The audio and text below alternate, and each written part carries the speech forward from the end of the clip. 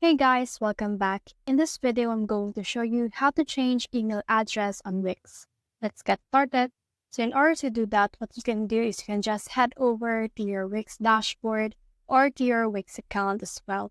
Now from in there, you can see this Wix icon right here of your profile. So just click on this arrow button right here on your profile and it should actually expand into the settings right here.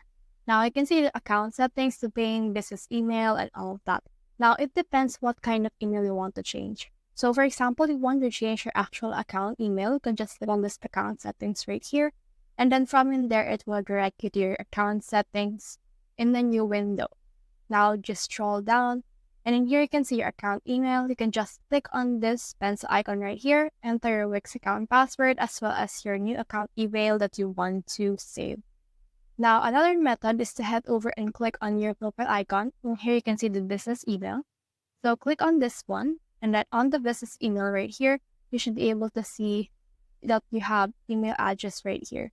But in order to have a business email, you need to purchase a domain. So just click on this connect a domain right here, and then you first need to purchase it. Now, once you have purchased the domain, what you can do is you can actually add this on your Wix, or you can just connect a domain you already own, or buy a new domain name.